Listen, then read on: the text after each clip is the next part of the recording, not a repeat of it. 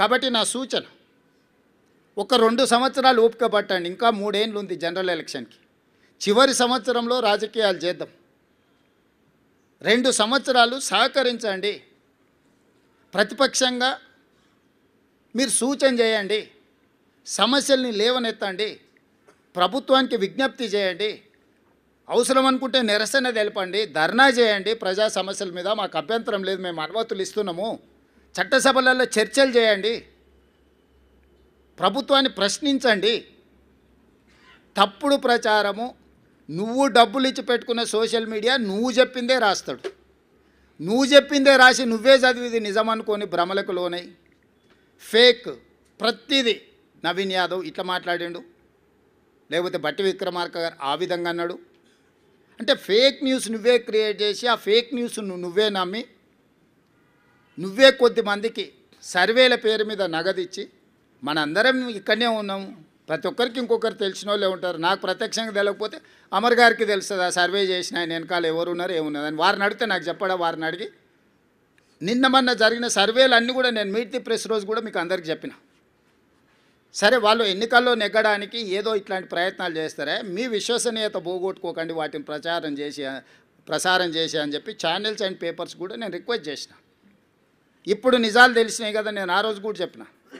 నేను ఈరోజు ప్రత్యేకంగా ప్రెస్ మీట్ పెట్టడానికి మీకోసమే. మీట్ ది ప్రెస్ రోజు నేను చెప్పిన, బీఆర్ఎస్ ఓడుతుంది, బీజేపీ డిపాజిట్ జప్తు అవుతుందని ఆ రోజు చెప్పిన. మీరు అడిగితే అవునా, ఎగ్జాక్ట్గా అదే జరిగింది కదా. కానీ ఈ లోపల సరే సర్వే వల్ల నేను తప్పుపట్టను, వాళ్ళ జీవనాధారం ఇది వచ్చినప్పుడు వాళ్ళకు ఉపాధి, మళ్ళీ నెక్స్ట్ ఎన్నికలు వచ్చేటప్పటి వరకు వాళ్ళు వాళ్ళ లైఫ్లో వాళ్ళ కంఫర్ట్స్తో ఉండాలంటే ఏదో ఒకటి. కానీ మీ క్రెడిబిలిటీ పోయిన తర్వాత మీ సంస్థనే మిగలదు. పెయిడ్ ఆర్టికల్స్ కోసము, పెయిడ్ న్యూస్ టెలికాస్ట్ కోసము సంస్థలు కూడా వ్యాపార దృక్పథంతో ఇట్లాంటి తప్పుడు ప్రచారాలు చేస్తే, ఆ తప్పుడు ప్రచారాలు కొద్ది రోజుల్లో తేటతెల్లమైనప్పుడు వచ్చే సమస్యలను కూడా మీడియా సంస్థలు దృష్టిలో పెట్టుకోవాలి.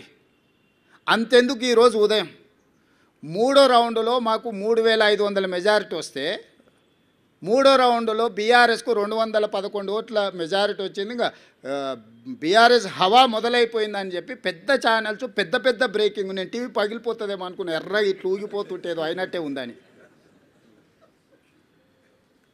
తప్పు ఆ సమాచారం అంటే దబాయిస్తున్నారు ఉల్టారే, మాకు తెలుసా మీకు తెలుసా, మా వాడు లోపల నుంచి పంపిస్తుండని. అంటే ఫలితాలు ఒక పక్కన స్పష్టంగా మొదటి విడత, 2వ విడత, 3వ విడత ఎంతో కొంత కాంగ్రెస్కి అనుకూలంగా ఉన్నప్పుడు కూడా ఇంకా బీఆర్ఎస్ను బతికించాలని ఆ ఛానల్స్ యొక్క ఉత్సాహం అయితే నాకు అర్థం కాలేదు. దయచేసి మిగతా రాష్ట్రంలాగా ఛానల్స్ను కనిపించకుండా చేయాలంటే ఒక నిమిషం పని. పక్క రాష్ట్రంలో కొన్ని ఛానల్స్ లేనే లేవు, అంతో ఇంతో ఇక్కడ ఉన్నాయి. మేము మాకు వ్యతిరేకంగా మీరు వేసినా కూడా ఏమనుకుంటా సరే నడుస్తుందని. కానీ వాస్తవాలు ఒక పక్కన ఎన్నికల కమిషన్ ఇస్తున్న ఫలితాలను కాదని టీవీ ఛానల్స్ ఫలితాలను ఇస్తే ఎట్లా? మీరే ఎన్నికల్ని నిర్వహిస్తారు, మీరే ఎన్నికల ఫలితాలు ప్రకటిస్తారు, మీరే అభ్యర్థులను కూడా గెలిపించి సర్టిఫికేట్ ఇస్తారా అండి? నిన్నగాక మన కామారెడ్డిలో ఒక అమ్మాయి ఎవరో పోయారట, నా కలెక్టర్ వచ్చింది పోస్టింగ్ అని వాళ్ళ ఇంటి వాళ్ళని బ్లఫ్ చేయడానికి. అట్లా మీరేమైనా అభ్యర్థిని అసెంబ్లీకి పంపిస్తారా అండి సర్టిఫికేట్ ఇచ్చి టీవీ ఛానల్స్ వాళ్ళు పేపర్లో?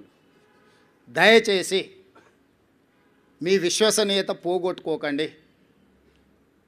మీకు మా పట్ల వ్యతిరేకత ఉంటే ఇంకో రూపంలో ఏదైనా చూపించండి. మీ యజమానులకు ఏదైనా వ్యాపారాలకు సంబంధించిన అంశాలు ఏమన్నా ఉంటే అది ఇంకో దగ్గర చూసుకోండి.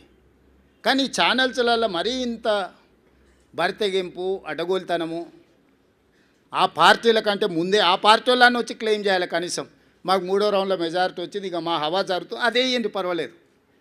వాళ్ళ తరఫున మీరే ఒకాలతో పుచ్చుకొని మీరే అడ్డగోలు వేసేసి 3569 ఓట్లు ఎన్నో 3వ రౌండ్లో, ఓన్లీ 1 రౌండ్లో 3000 చిల్లర నాకు మెజారిటీ ఉంటే, మీరు 211 ఓట్లు మెజారిటీ ఉంది అని చెప్పి బీఆర్ఎస్కు మెజారిటీ ఉంది, ప్రభంజనం మొదలైందని మీరు ఇట్లాంటి విధానము ఇది తెలంగాణ రాష్ట్రానికి మంచిది కాదు.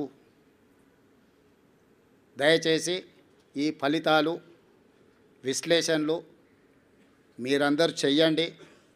2023 డిసెంబర్ ఫలితాలు 39.5% ఇస్తే, 2024 పార్లమెంట్ ఎన్నికలు 41% ఓట్లు ఇస్తే, 2025 నవంబర్ ఉప ఎన్నికలు 51% ఓట్లను కాంగ్రెస్ పార్టీకి ఇవ్వడం జరిగింది.